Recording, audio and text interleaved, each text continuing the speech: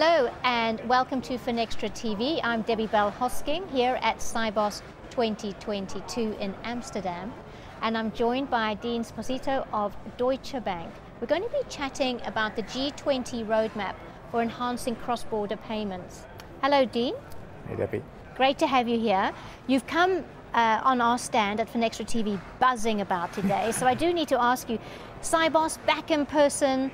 We're on day one, midday day one. How's it been so far? It's fantastic. Well, Debbie, first of all, thank you for having me. Oh, pleasure. It is great to be back in person, having face-to-face meetings. And I have to say, after 2 years being absent, you can just feel the buzz on the floor.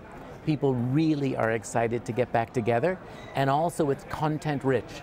So there are a lot of things. I mean, I just started, obviously, this morning at 8 o'clock, been back-to-back.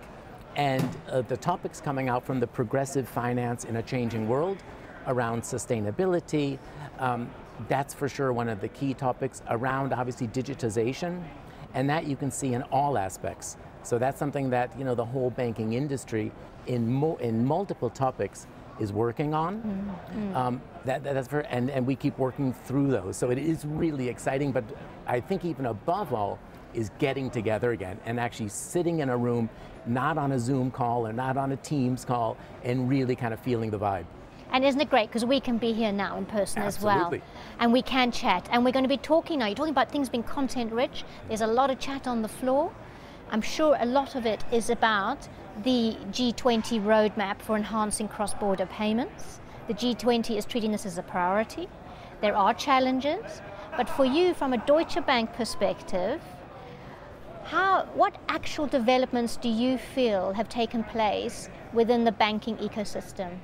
Okay, so that's a real loaded question. I mean, it's a very, very critical issue, and you are right. It's been kind of raised to the level of high politics.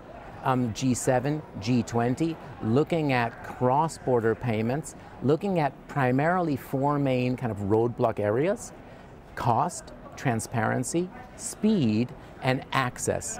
And I have to say, the banking industry has been working on it almost a bit in parallel. And it's hard to actually kind of put your finger on what was the source of the driver, whether it was actually the political arena. I actually think even a bit less. I think originally it was actually the disruption taking place through fintech, and that the traditional correspondent banking providers had to responded, and that's a great thing. I mean, I'm excited about it, because maybe it would have happened even without that, but we have really responded in a big way to move forward and to connect. And I think here's now the key point. We have to join up, because the political actions are absolutely supported, all right, but there's a lot going on in the private sector, and we have to make sure that those communication channels are really networked. So I would say on the speed piece, we've been doing enormous amounts also with SWIFT, with GPI, with connecting the world, and that's one of the things that the correspondent banking system really does, but we now prove that we can do it. On the cost, through just continuous digitalization, we are bringing costs down. On transparency now, you hear all over the place, ISO 20022. That's going to further give us transparency. So there we're working. The one outstanding item that I think is going to be more difficult to solve for is actually access and kind of financial exclusion, because that's something that's really important for the political arena, very important in this G20 roadmap, but that is also somehow a bit disconnected, I think, from the regulatory side, and also, of course, from the banks themselves. And each bank obviously has its risk appetite, knows where it's going or where it does not want to go. And I think that's going to be the piece around access, around inclusion, that I see as being a bit more difficult. And that's interesting, Dean. And also you spoke about the need to join up. So these developments that you're touching on, have they given impetus for banks to collaborate further with non-bank providers? Yeah, for sure, And then again, hard to kind of pinpoint where it kind of started, where it originated, where it's going to end. But you see also here, even just walking the floor, you see vendors and providers, non-bank, that maybe would not have been here even 3 years ago. And so absolutely yes. There's also a second component to it, which is all around kind of business continuity.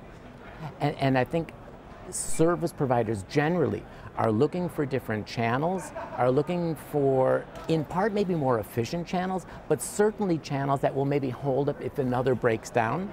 It's kind of uncertain at the moment. It's an uncertain world. It's a difficult time we're living through. So everyone is looking to keep connected, and I think that's going to continue. And you know, the real plus, I guess, with SWIFT is that it's so global. But the other providers coming in might solve for more niche markets and niche connectivity, which is also really positive. So those are the things I think it will continue and even grow as far as just the connectivity. Yes, so that connection will continue to grow as we go on. Definitely. I see it growing. I see it getting faster, more data rich. I think less costly overall. I mean, I could probably talk longer about that. But I really see that that's something that you cannot put now a stop on the progress. So it's exciting, and you can feel it actually out here. It's an exciting time to be in correspondent banking, to be in transaction banking, which sometimes is seen as maybe a little bit sleepy. I don't see it sleepy at all. No, there's definitely nobody sleeping today, that's for sure. Absolutely not. Thank you for joining us. Davey, thank you so much.